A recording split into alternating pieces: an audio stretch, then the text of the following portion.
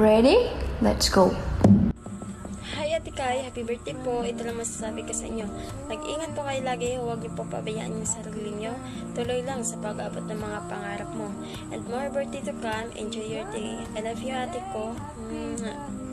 Happy birthday, Teddy! Ang wish ko sa'yo, good health and happiness always. Ready? Let's go. Gusto kong magpasalamat sa'yo kasi Happy birthday palagi kang andyan to you. sa real life or sa totoong buhay man. Magkapatid lang tayo sa laro. Para na rin kitang tunay na kapatid.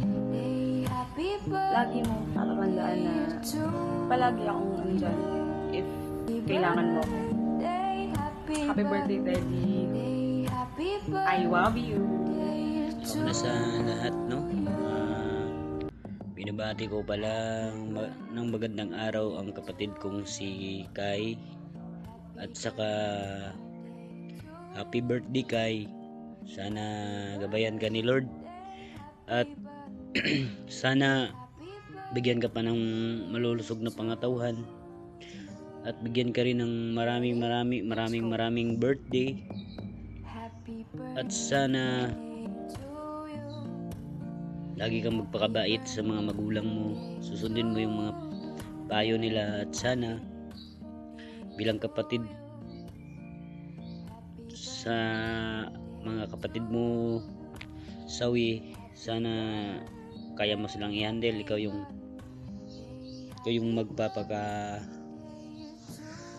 magpapaka-adjust kung may mga tampuhan man ang mga kapatid natin dito sa We Life. Sana ikaw yung laging mag-a-advise, mag-a-handle sa kanila. Mabuhay ka rin sa mundong ito. And once again, God bless. Happy birthday, Kai. Yun lang. Happy 25th birthday na, Kai! First of all, I'm so thankful na nakilala kita sa We Life. Dahil sa'yo, nakilala ko ang mga kapatid mo na pinampun mo sa amin. At dahil doon, mas lumaki at naging mas matatag ang Oxley family. Isa ka sa mga dahilan kung bakit nabuo at naging strong ang pamilya natin. I'm so happy na naging anak kita. I'll always do my best na maging worth it nanay para sa iyo at sa inyong mga magkakapatid. Hindi man ako perfect, lagi kong sisikapin na maging nandyan para sa inyo at maiparamdam sa inyo kung gaano ko kayo kamahal.